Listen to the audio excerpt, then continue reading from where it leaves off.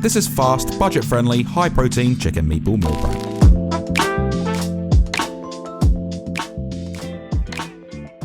We'll start with our vegetables. We're going to need 1 brown onion, 1 zucchini, and 3 garlic cloves. Run the onion and zucchini along the larger side of a box grater. It's going to break it down, get the most flavor out of this. And you can put the garlic on this, but you'll end up putting your fingers in it as well. I do recommend putting this on a microplane instead to create that paste.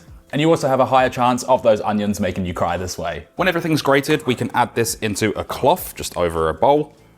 Wrap it up slightly, and then all we're going to do is squeeze like our life depends on it and get as much of that moisture out of there as possible. This is just going to prevent us from having soggy meatballs. Once that's done, what we have is this nice little dried vegetable mix that's going to saute so much better. Place a pan onto your stovetop, whack it over a medium-high heat, add in a small amount of spray oil, lightly coating the pan, add in our vegetables, a touch of salt, and a little bit of cracked black pepper, and then saute for about 2 to 3 minutes, getting that nice golden brown color all over. We don't need to cook this too much, but this is just going to add additional flavor to our meatballs. You don't have to do it at all, but trust me, it does add so much more flavor. Now, after about 3 minutes, you got a nice golden brown color on it, and any additional moisture has come out of it. We can remove this and allow it to cool down. Moving on to the sweet potatoes, we can get these peeled. This is 1 kilo or 2.2 pounds. Sweet potato just adds a really nice flavor, especially when making mash. If you don't want to use sweet potato, you can use regular potatoes for this. It doesn't really matter. As for the peels, if you want to see a nice little crispy potato skin recipe, let me know in the comments and I'll send one over to you. I like to slice the potato in half. This is going to make it a lot easier to work with, and then just trim this up.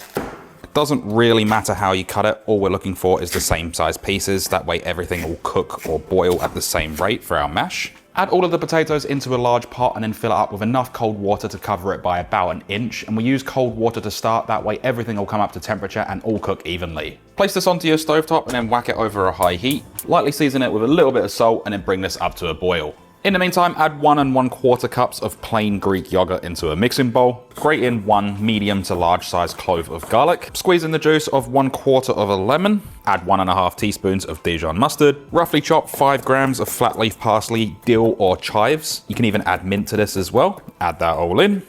Add in a pinch of salt, a pinch of cracked black pepper, and mix to combine until everything is evenly incorporated. Concentrate on breaking up that garlic because it can clump up. You don't want one section that's just got a big clump of garlic in it. You can just leave it in the bowl and spoon it over at the end, or if you've got a squeezy bottle, I do highly recommend adding it to this. Just makes things so much easier and a lot cleaner when it comes to serving up. Clean up any spillage, chuck on a lid, and then this can be put in the fridge until we're ready to serve, and this will last up to 1 week. Now, the final thing to do is make our meatballs. I have 750 grams or 1.6 pounds of chicken mince. You can also use turkey mince. If you're wondering what that sauteed veg was for, this can go into the chicken mince. Add in 2 teaspoons of smoked paprika, 2 teaspoons of dried oregano, a touch of salt, just remember that we seasoned that vegetables as well, and a touch of cracked black pepper. Give this all a mix around, make sure everything is evenly combined. All of the seasonings are mixed through. Those vegetables are broken up and evenly incorporated. What you're looking for is a nice mix that looks like this.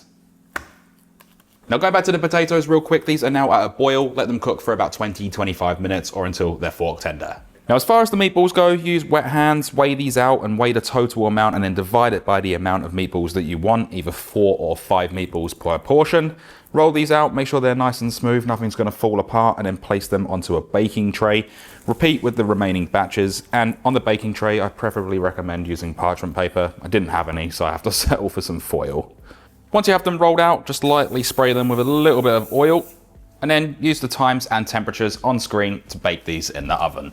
Now, after about 20 to 25 minutes on the potatoes, they're nice and fork tender. We can remove these from the pot and allow them to drain. Once they've slightly cooled down, add them back into the same pot. Add in 1/4 cup of milk, 1 tablespoon of unsalted butter that's been cubed, 1 teaspoon of smoked paprika. This is completely optional, and we're also adding in 1 teaspoon of ground cumin. Both spices are optional.